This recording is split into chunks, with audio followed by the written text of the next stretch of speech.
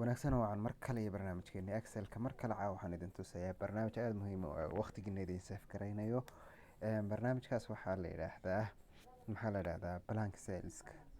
Blank cells ayaa la yiraahdaa. Markaas waxaad si sahlan uga helaysaa meelaha banbanaan. Iminka tusaale halkaas oo kale meelahaas banbanaan sida loo buuxiyo si sahlan ayaan halkan idinku tusayaa. Halkii aad hal delete uga odhan lahaydeen meelaha bannaan mar kaliya idinkoo isticmaalaya Excelka ama barnaamijkan aan idin tusaya aad mar kaliya barnaamijka isku soo wada dhaweyn karaysaan.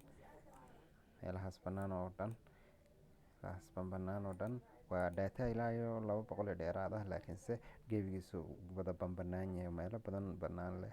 Markaas waqti badan oo delete xaggaad ku odhan lahaydeen, halkan waxaan idinku tusayaa si sahlan ood mar kaliya uga wada dhex saari kartaan meelaha bannaan oo dhan.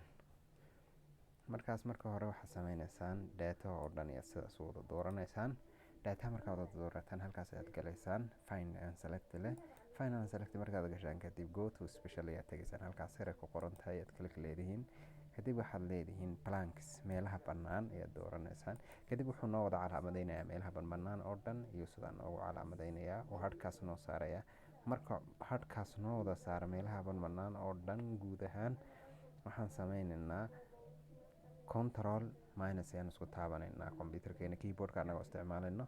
Control minus ayaan taabanaynaa. Control minus markaan idhaahno wuxuu leeyahay cellka kor baan usoo qaadan isku soo dhaweeyaa ayuuna leeyahay ha ayaan leenahay. Okay, markaan idhaahno barnaamijkii wuxuu ka dhex saarayaa meelihii bannaan oo dhan.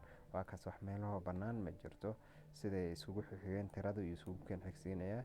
Halkana meel bannaan ma lahan, dhammaan isku wada keenay saas iyo iyagoo nooga shaqeynaya meelaha bannaan oo dhan.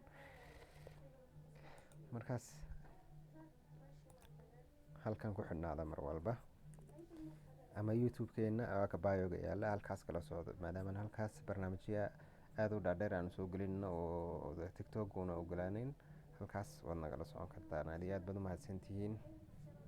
Waqti wanaagsan aad joogtaan idin rajaynaya meel walba aad joogtaan.